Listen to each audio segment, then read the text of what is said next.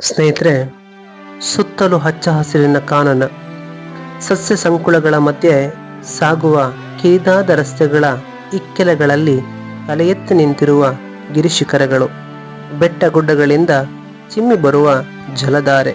ಇದು ಪಶ್ಚಿಮ ಘಟ್ಟಗಳ ಸಾಲಿನಲ್ಲಿ ಕಣ್ತುಂಬಿಕೊಳ್ಳಬಹುದಾದ ಸರ್ವೇ ಸಾಮಾನ್ಯ ದೃಶ್ಯಗಳಿವು.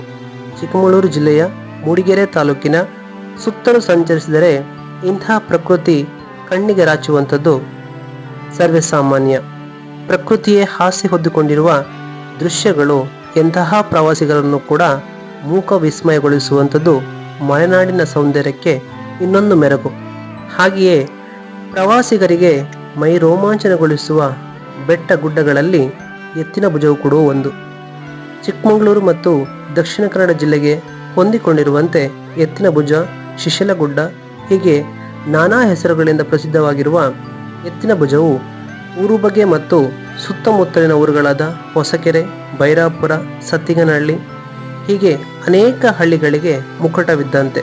ಆದರೆ ಇತ್ತೀಚಿನ ದಿನಗಳಲ್ಲಿ ಅಲ್ಲಿ ವಾಸಿಸುವ ಅನೇಕ ಸ್ಥಳೀಯರಿಗೆ ಭಯದ ವಾತಾವರಣ ಮತ್ತು ಅನೇಕ ತೊಂದರೆಗಳನ್ನು ಅನುಭವಿಸುವಂಥದ್ದು ಕೂಡ ಒಂದು ವಿಷಾದವೇ ಸರಿ.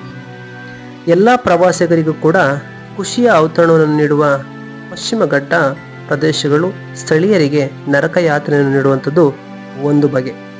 ಇಂದಿಗೂ ಕೂಡ ಸರಿಯಾದ ಮೂಲಭೂತ ಸೌಕರ್ಯಗಳು ಇಲ್ಲಿ ಅಷ್ಟೊಂದಿಲ್ಲ. ಹಾಗಾಗಿಯೇ ಮಳೆಗಾಲ ಬಂತೆಂದರೆ ನೆಟ್ವರ್ಕ್ನ ವ್ಯವಸ್ಥೆ ಕೂಡ ಇಲ್ಲ. ಮಳೆಗಾಲದಲ್ಲಿ ಕರೆಂಟ್ ಇಲ್ಲದಂಥ ಸಂದರ್ಭಗಳಲ್ಲಿ ಇಂದಿಗೂ ಕೂಡ ಮೂಡಿಗೆರೆ ತಾಲೂಕಿಗೆ ಅನೇಕ ಮೊಬೈಲ್ಗಳನ್ನು ಚಾರ್ಜ್ಗಳಿಗೆ ಕೊಂಡೊಯ್ಯುವಂಥದ್ದು ಕೂಡ ಇನ್ನೂ ನಿಂತಿಲ್ಲ. ಕತ್ತಲಾಯಿತೆಂದರೆ ಜೀವನವನ್ನು ಕೈಯಲ್ಲಿ ಹಿಡಿದುಕೊಂಡು ಹೋಗುವಂತಹ ಸ್ಥಿತಿ ಇಂದಿಗೂ ನಿಂತಿಲ್ಲ.